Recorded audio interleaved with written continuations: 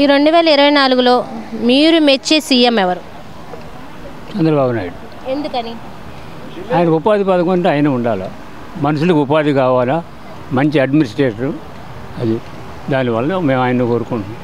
అంటే అడ్మినిస్ట్రేషన్ అంటే ఏం చేస్తారని? అడ్మినిస్ట్రేటర్ అంటే ఎవరికి ఏమి ఇవ్వాలి, ఏం ఉపాధి కల్పించాలి, రాష్ట్రాన్ని ఎట్లా నడపాలి, ఆర్థిక పరిస్థితులు అన్నీ సరిచేయటం ఆయన వాళ్ళు. కేంద్రం నుంచి ఫండ్స్ తేవాలన్నా ఏది చేయాలని ఆయనకు అనుభవం ఉంది.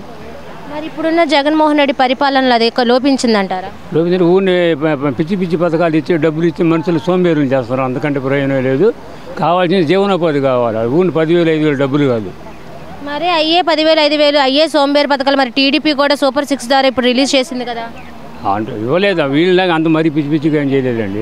కానీ ఎక్కువ ఇప్పుడు ఓకే చేస్తున్నారు. చేయరు, ఏమో ఎక్కువ చేయరండి, లిమిట్గానే చేస్తారు. అది ఎలా ఇవ్వాలో అట్లా ఇస్తారు వాళ్ళు. ఎలా ఇవ్వాలో అట్లాగే ఇస్తారు.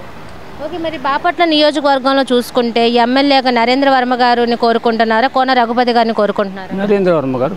ఎందుకని నరేంద్ర వర్మ గారిని కోరుకుంటున్నారు? ఆయన అంటే ఇప్పుడు ఫస్ట్ టైం కాబట్టి ఎలా చేస్తారో చూస్తాం. ఆయన కూడా అందుకు ఆయన చేసాడు కాబట్టి ఏం చేసాడో మాకు తెలుసు కాబట్టి ఆయన కోరుకుంటాం. ఈసారి ఈయన ఎలా చేస్తారని చూస్తారు. అది అంటే ఎలా చూస్తారని చూడకముందు ఈ మధ్యకాలంలో ఆయన మంచి పనులు చేశారా?